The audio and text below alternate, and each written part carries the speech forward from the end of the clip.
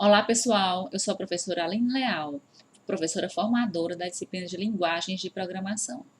Na nossa turma virtual, nós temos à nossa disposição o livro-texto da disciplina, o plano de ensino, os fóruns, tanto o Fórum Tira Dúvida como os fóruns avaliativos. São 3 fóruns avaliativos e mais 3 desafios. Tudo isso ao longo da nossa disciplina. Então, é muito importante que diariamente você acesse a plataforma, baixe o material inicialmente, faça os exercícios das unidades que estão sendo vistas, se atente aos prazos dos fóruns, tá? E dos desafios, para que realmente não passe despercebido. E aí, qualquer coisa, eu estou à disposição e também o tutor do seu polo. Sempre pela plataforma, que é o nosso meio oficial de comunicação. Então, pessoal, bons estudos, tá? E boa sorte a todos. E afinal, o que vem a ser linguagem de programação? Posso definir como a forma de comunicação entre as pessoas e o computador, quando elas desejam que ele execute determinadas tarefas necessárias para a resolução de determinados problemas. Vejamos agora por que estudar linguagem de programação. Se você conhece bem uma linguagem de programação, você pode usá-la de forma bastante satisfatória. É importante conhecer bem seus recursos e saber escolher a melhor linguagem a ser usada para determinada tarefa. Esses são os principais motivos. No nosso material, tem uma lista de características que devem apresentar as linguagens de programação. Vejamos quais são elas. A primeira é a legibilidade, significa que a linguagem de programação é fácil de ser lida. A segunda característica é a redigibilidade, ou seja, a linguagem de programação é fácil de ser escrita. A terceira, confiabilidade, então está relacionada a programas confiáveis. Verificação e tratamento de erros, por exemplo, estão relacionados à confiabilidade. Cada linguagem de programação é melhor para um determinado grupo de aplicação. Isso está relacionado à eficiência.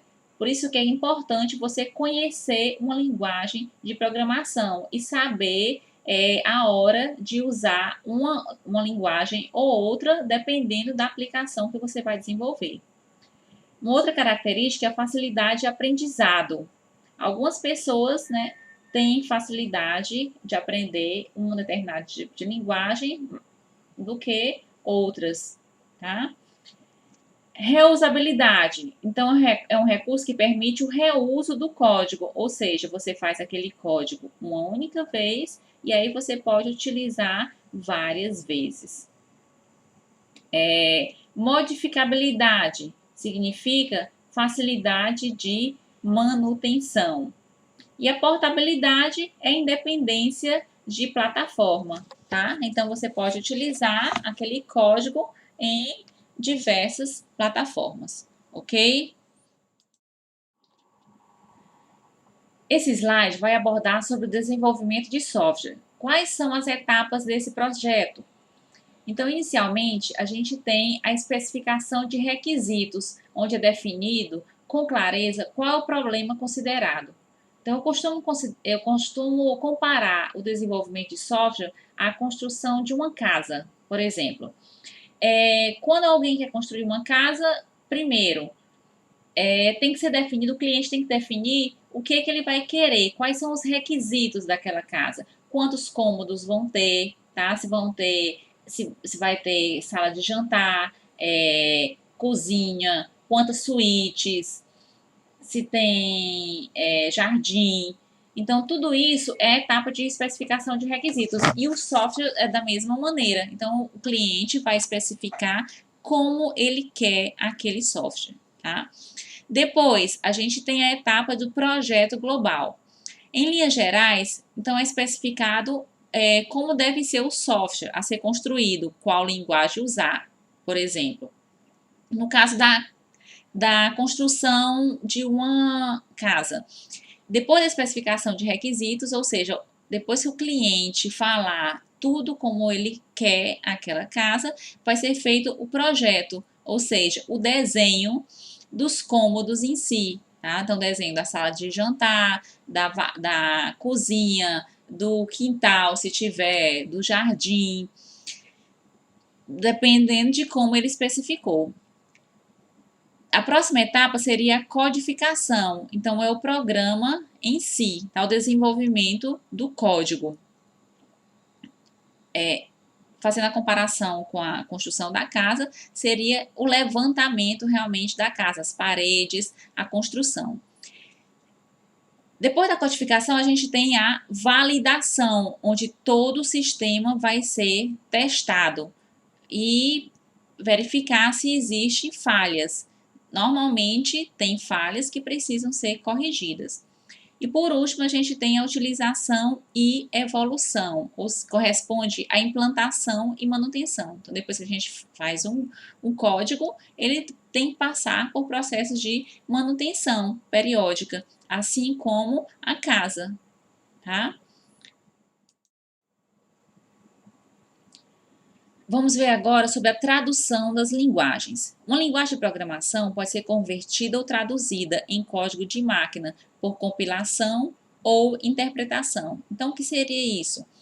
Quando nós desenvolvemos um código, ele está mais próximo do usuário, é o que a gente chama de em linguagem de alto nível, e ele precisa ser convertido para uma linguagem que o computador possa compreender, que a gente chama de linguagem de máquina. Então, quem é que faz esse processo de conversão entre uma linguagem de alto nível para uma linguagem de máquina? Então, é o compilador, e o nome desse processo a gente chama de compilação. Eu tenho ainda a interpretação. Então, à medida que o código vai sendo executado, vai havendo a sua interpretação. Ou seja, é como se fosse eu tivesse um intérprete. À medida que a pessoa vai falando, aquele intérprete vai traduzindo, tá? Eu tenho ainda a interpretação híbrida. Então, nesse caso, há uma tradução inicial para um código intermediário e esse código é executado por um interpretador.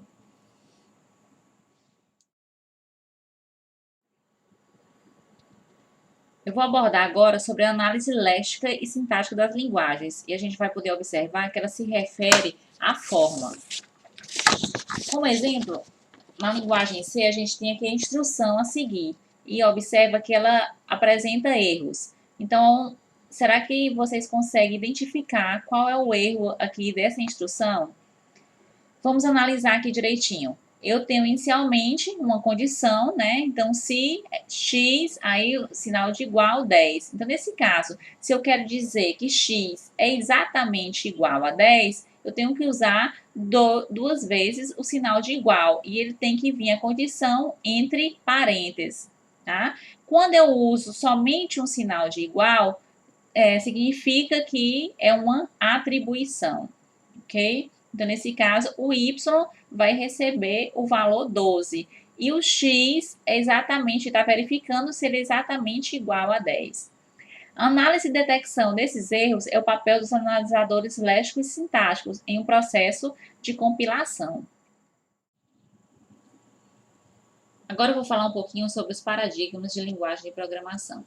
São eles: imperativo, funcional, lógico e orientado a objetos. Vamos ver as características de cada um deles. O paradigma imperativo. A programação imperativa é um paradigma de programação que descreve a computação como ações, enunciados ou comandos que mudam o estado, ou seja, as variáveis, de um programa. Então, nesse caso, ele é considerado como uma sequência de instruções que mudam células na memória. Exemplo de linguagem de programação imperativa: C, Pascal, Fortran. Paradigma funcional. Enquanto o imperativo é uma sequência de instruções, o funcional é um programa com um conjunto de definições de funções que aplicamos a valores. E as linguagens de programação com esse paradigma: Haskell, Scheme, Scala. Agora, o paradigma lógico. É um paradigma baseado no cálculo de predicados, lógica matemática dedutiva.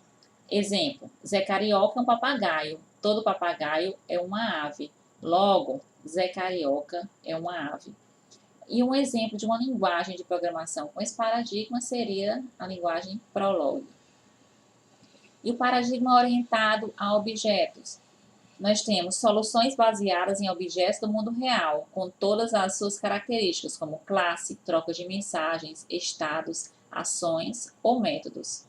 Exemplo de programação orientada a objeto: C++, Java, Python. Então, Python é hoje uma linguagem bastante utilizada, né? Ela está se difundindo bastante pela facilidade de uso. Dentro da programação orientada a objeto, a gente tem 3 características fundamentais. Uma delas é o encapsulamento. Então, eu gosto de comparar o encapsulamento com uma pilha. Então, o que está dentro da pilha não interessa ao usuário, né? Então, aquela pilha seria uma cápsula, ou seja, ele esconde do usuário detalhes de implementação. Outra característica da programação orientada a objetos seria a herança, onde uma classe vai herdar características e comportamentos da classe pai, tá? E uma outra seria o polimorfismo. Então, significa poli, vários, morfismo, forma. Então, significa que um objeto ele pode ter várias formas. Ok?